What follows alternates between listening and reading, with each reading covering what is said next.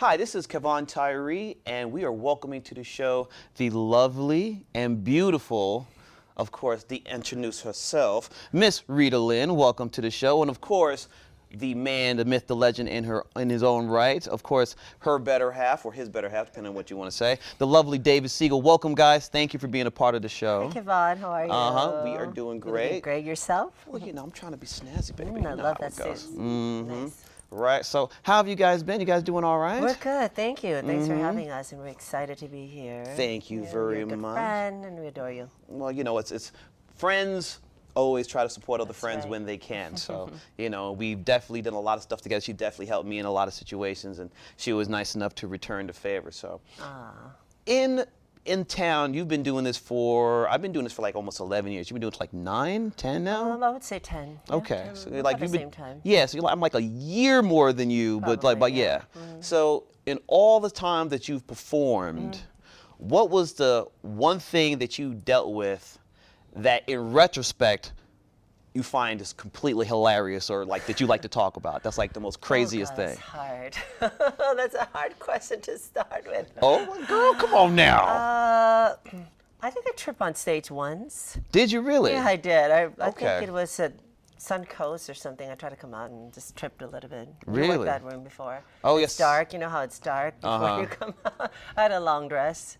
Well, Yeah, For that's tho- the most hilarious thing I've ever done. for those who've never seen Rita perform, she likes to do these long train do. fashion outfits. She wants to be, you know, the ingenue, right? Try to looking cute. Oh, Right. no, I could tell a funny story. No, I was like, I had this long dress. This is very funny. Okay. Actually, beside that one, I was like, make fun of myself. I was performing at the El Cortez. So I was walking out, trying to be looking good, looking cool, but then I tripped, but the accident that the way I carried myself and I hold on to the wall, it looked like I'm trying to be sexy, and then I had to pretend and pose to stay that way. But the audience thought I was like trying to be sexy on Right. stage, but it's actually I support myself without tripping at the El Cortez. Well, I'm sure that made a lot of old guys very happy. I'm sure that worked itself out, right? It was kind of funny. Now, Dave, and for those who don't know, Dave in his own right is a great pianist, great piano, made a bunch of great beats, gave me a bunch of stuff on his phone that I got an email from. Right, I was just like, you made this on your phone, bro? Like, we could do a whole nother thing about that, but anyway. What is the one situation for you that you found in retrospect that you find a hilarious story that you kind of is the only way that could happen is because it's in the business that you deal with? Wow, that's a great question, man. Something that is hilarious. I think a lot of times it depends on the people you're working with and how hilarious they are. Okay. And the interaction.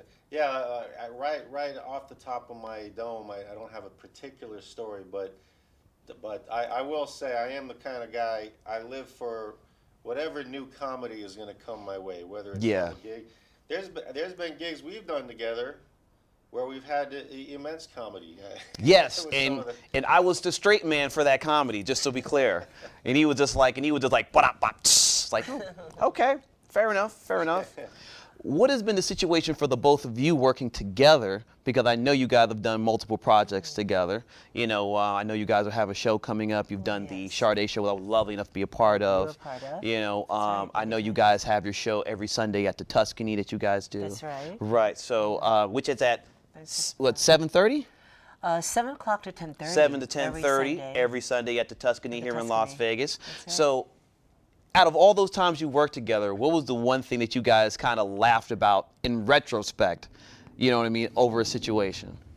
I mean, I could volunteer some. That includes you. One of the last shows we did, Right. three of us, and I won't get specific, but we were out in the middle of a golf course. Yes, we were. Like the stage was going to be somewhere, and then it said, "No, we're going to put you in the middle of the entire golf course," which Yes. was very beautiful, by the way. It was stunning. It was stunning, yeah. But I just remember us setting up the set. We were there all day, setting up in the sun and the outdoors, Right. and people kept driving past us with golf carts, Right. asking us what the hell we were doing. and so, you know, so now again, I don't want to put blame people, but apparently this single wasn't really promoted Right. at the venue. Right. So I just thought it was hilarious that It we're is setting hilarious. up this whole thing. People are playing golf, driving by. What are you guys doing? Right. And I'm like, well, we're performing here. We And have to then you kinda didn't actually- promote it. Yeah. Well, that goes to a great point. So because we've been in the game as long as we have, and of course Mr. Siegel here, he's been in certain instances bigger venues and bigger situations than Right. both of us have Yeah. had. All of us have seen how things are promoted versus how they are here in Vegas, where they don't get promoted as much, or they don't put that time and effort in for people to come to the show. How do you guys, from your perspectives, individually and as a team, how do you deal with that, and how do you do your best to push it forward? Well, my attitude is it is what it is, because since our music, especially the way it's more of a adult contemporary smooth jazz R&B. So our market is not like the mainstream what the main people, the mass wants to hear. It's just like a Right. small group of people who are listening to it right now. So I don't think there's a lot of budget into the productions where the buyers put their money into the promote, so they're relying on us. So what I do is I just basically suck it up and do it, and keep my clients, keep my fan base. And Right. I'm pretty lucky that I've been in my 10 years of performing here, I see my supporters as family, as I'm sure you do too. I think the key is people connect to the genuine of how you actually have the same quality, how we care about our supporters. So I Yes. stay in touch, and I stay in touch with all of my fans as friends. So whatever I do, they come out and support me. Okay. That's a full-time job for you. It is a I could full-time attest. job. She's being very kind of modest about that in terms of what you're saying.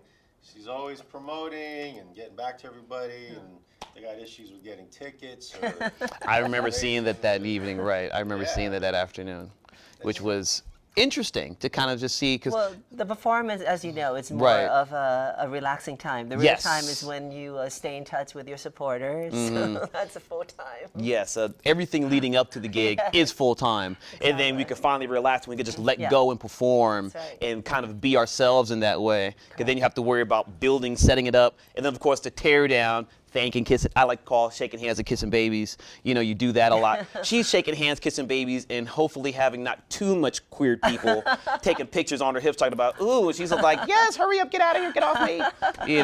That kind of thing. Great question, my friend. You're amazing. Because I know that you have to, you experience it yourself when we do something as a local artist, we have to do a lot of Yes. promoting is promoting. full-time. To me, the only time I get any rest is when we're doing the show. Yeah. That is correct. Even on our off times, you got still put yourself out there in some past Exactly. capacity.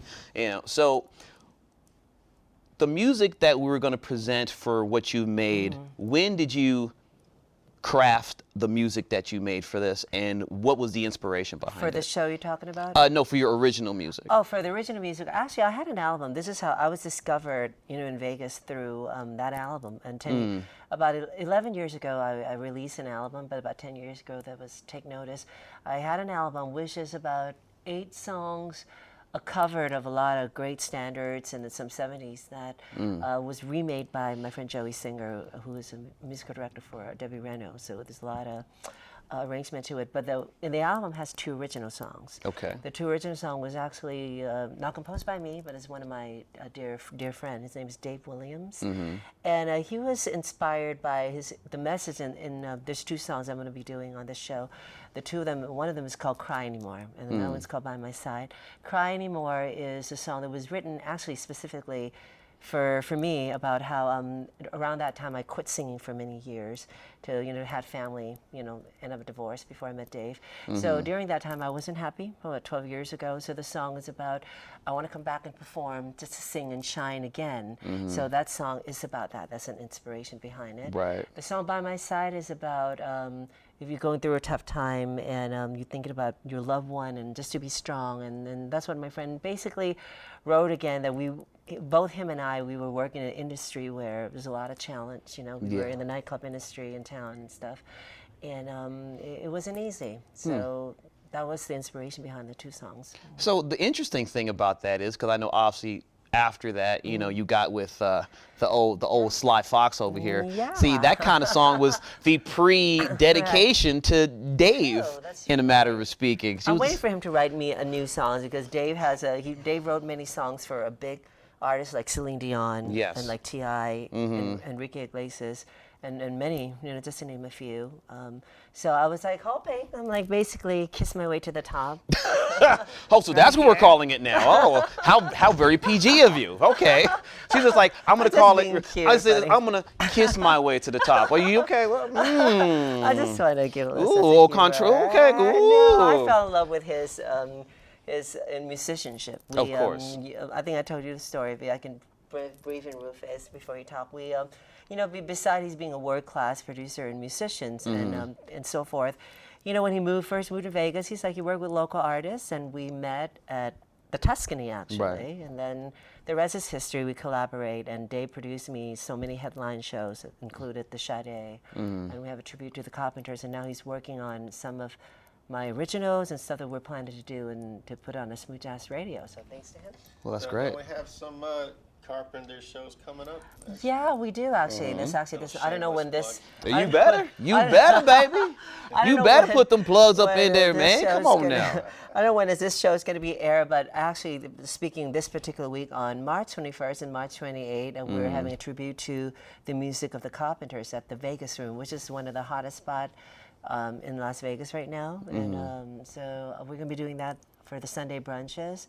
And for future endeavor, we don't know what's going to come, like, because with this is during the pandemic shutdown, Yes. so I only have Tuscany, but basically both you and me, we're all over in town in all the venues, all the Yeah. top venues in town, and so are you, and that's how we met. Yes, that is And correct. you were kind enough to be my special guest on a lot of my Sade projects, and Yes. My Fan Loves You, and you have your own fan base as well. I love the particular fan who got you that gig at the golf course, even though obviously I'm happily involved and she's happily involved. That was a very lovely, nice lady who's easy on the eyes. Just, you know, plug to that lady, by the way. Right?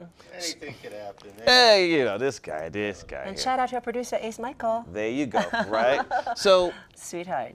what do you say for the musicians here or the people that have the preconception? Because we've done original music, you've done original music. Yeah. This guy's worked with some of the best in the business, some of the biggest hits makers, you know, out there. Traveled the world, this guy, but that's again another story. How do you deal with the perception of people that feel like the people when they come to Vegas, they're basically just, they only can recycle music. They only can just do cover songs and do that kind of thing versus being actual entertainers and artists in many facets.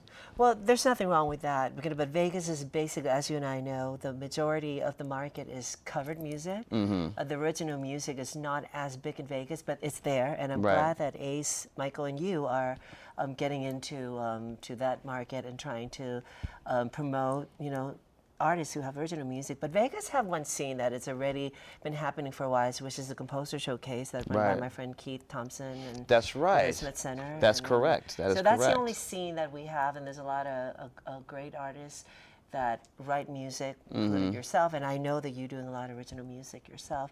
So I think, in my opinion, I just feel we just have to do our best to maybe throw in a little here and there of original music in our gig. I do it sometimes, but shamelessly, I haven't performed these two original songs since I recorded it. So this is going to be my first time performing it live. Wow. Yeah, because I've been busy doing the tribute to different kind of music. Yes. Or even though me and Dave, when we do covered music at my usual, on my day-to-day basis, as you aware, we tend to put our own stamps to the cover that we do. Like I tend to take pride in whatever songs that I do. I don't like to make it sound like the record, even though when I do a tribute to Sade, I'll do the Carpenters. Dave helped me put a lot of their own stamps with love to the fusion jazz and all the war music. So we're doing our best to try to put that in. Put your own personality in it, even stamps though into obviously it. you're being respectful to the music. Right. For someone like Dave, because you've made music for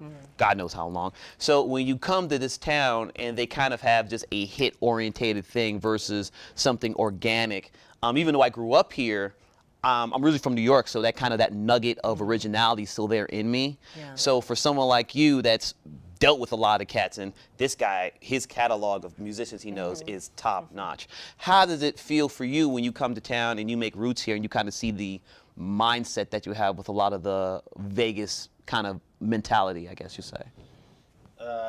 Yeah, honestly, I think it's been pretty frustrating. I mean, I love this town, and I love this town for a lot of reasons. I think the scene has a long way to go, man. I mean, one of the things about the pandemic, let's say, and people coming here from LA and other areas is that I'm hoping we're going to get some kind of a resurgence, or maybe we could kind of redefine the town and bring out different aspects of music and different music scenes, and I'm really hoping for that. I mean, honestly, I've been here off and on for 5 or 6 years, and I think due to the not being able to tour, this is the longest I've been in town for a stretch since the pandemic. Right. And I think it's frustrating. I mean, I think we all got to band together and find what venues we could find and put nights together and support each other. And to me, I don't think that's really even started yet. I'm here, you know. So, I think one way that kind of started going was the first time you guys did the Space, right? Now, obviously I've been with you there. I just did Monday's Dark. What was it, last month? Right. Yeah, You which met was a lot of my friends. Yeah. right. Lovely situation. Jason Allen, nice guy. But those people didn't really believe that style of music was viable, or at the very least they didn't believe what you brought to the table and your fan base was viable until they were packing chairs into that thing because they weren't enough people in there. the Sade show we did the first time of the show, I think that was a little bit of a breakthrough. It was a breakthrough. I don't want to be immodest or anything, but they haven't, the vibe of the band, the vibe of the music, the way it looked, the way it sounded. I personally got a lot of compliments just from the top guys in town. Yeah, we had a good write-up. My friend Clint Holmes also did a write-up for that show for me, which thank you, Clint. And it was beautiful. So, But I think it was a breath of fresh air, Frank. And to me, I feel like there's several demographics here that are open for new things. I think it's possible to do it here. I think the infrastructure may be a little challenging. I think it's just a matter of just changing the guard necessarily and having them understand and us building the people, because there's many fragmented people that are not being represented with their music. And if you have a viable thing, they will come, because we've seen people at the Orleans and they have those R&B shows, those 90s shows, and they pack those places. And I know we've had similar, because that's how we met, is playing in a band together, and we have similar mentalities of that. So, but yeah, your point is very well made, and hopefully that will go, especially with people with the kind of resume that you have and what you've been building so far. So, I want to once again thank this lovely lady, and of course her better half, right, Mr. David Siegel, right? Now, coming up, we're going to have them play both of their original songs. So come on through, hang out with us. My name's Kevon Tyrree. We're glad you guys come out, hang out with us. Stay tuned. We'll be right back. Thank you.